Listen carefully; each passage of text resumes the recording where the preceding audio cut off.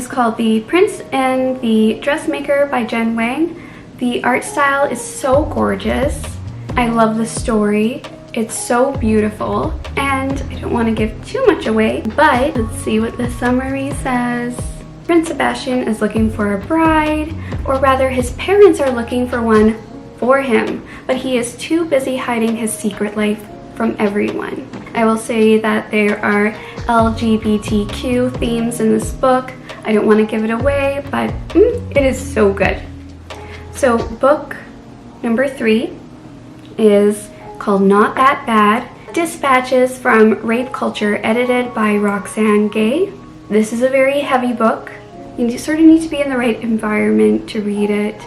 I thought that it was edited so well by Roxane, and it's no surprise that book number 4 is also by Roxane Gay. So it is called Hunger, a Memoir of My Body by Roxane Gay. And so she has written this book. I listened to the audiobook and I just love listening to her voice. It's so nice and like soothing.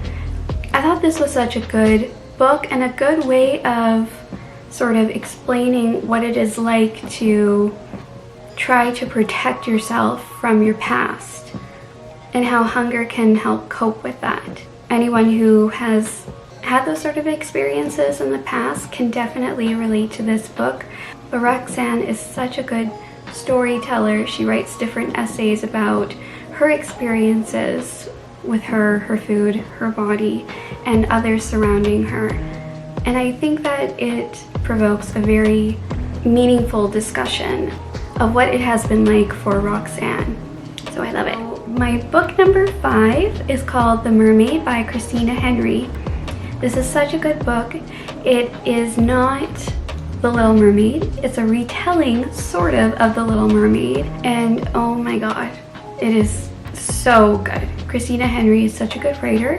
Basically, she writes about what it would be like to be a mermaid who is caught, trapped, and exposed to the entire world. And what it must feel like to be exploited from those around you and from people who you care about and who you think care about you as well. It was an amazing book and I highly recommend it. Is it any surprise that my number 6 book is also by Christina Henry? I think not, because it is.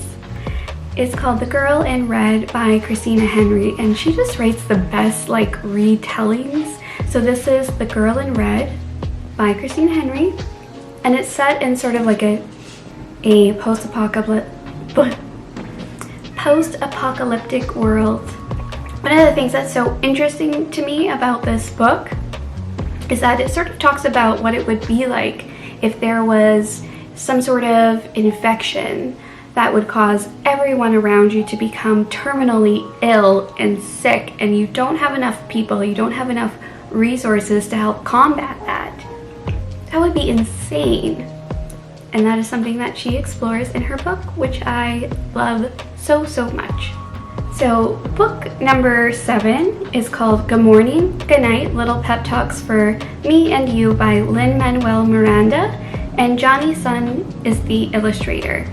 And I love this little collection of little pep talks that you can give yourself. I would read it in the morning and in the night.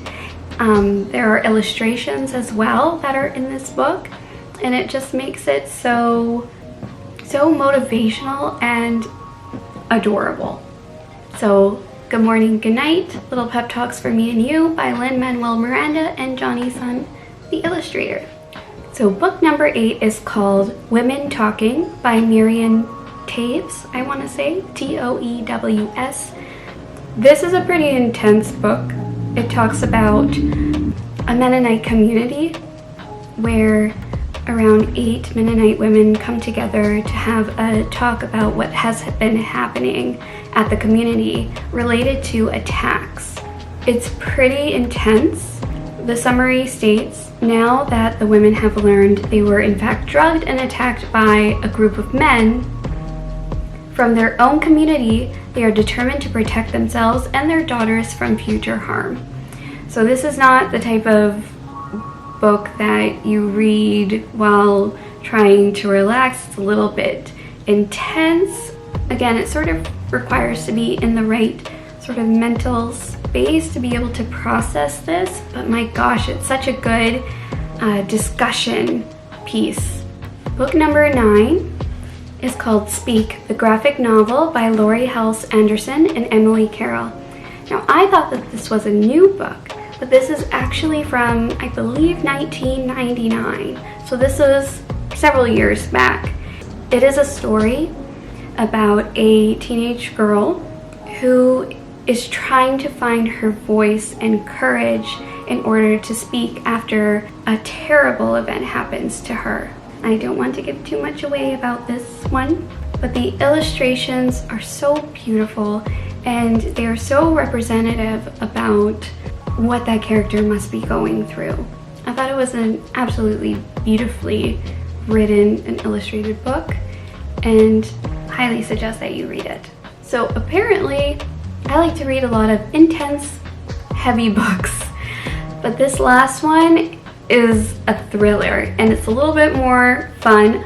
Again, it's rooted in tragedy, like all my books are, but it's told in such an entertaining, awesome way that I hope that you'll enjoy it.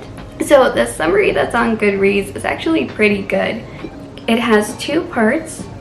It says, summary, then she was 15, her mother's golden girl. She had her whole life ahead of her, and then in the blink of an eye, Ellie was gone. Now, it's been 10 years since Ellie disappeared. But Laurel has never given up hope of finding her daughter. And then one day, a charming and charismatic stranger called Floyd walks into a cafe and sweeps Laurel off her feet. Before too long, she's staying the night at this house and being introduced to his 9-year-old daughter. Poppy is precocious and pretty, and meeting her completely takes Laurel's breath away. Because Poppy is the spitting image of Ellie when she was that age. And now all those unanswered questions that have haunted Laurel come flooding back. What happened to Ellie? And where did she go? I thought it was just so well written. And there were a lot of different perspectives in this book. The time kept changing, perspectives kept changing. It reads super quickly. And the way that the events happen, it lays everything out and plays out in such an interesting manner that I think that you'll greatly enjoy it. Alright, so those are my 10 favorite picks of 2019.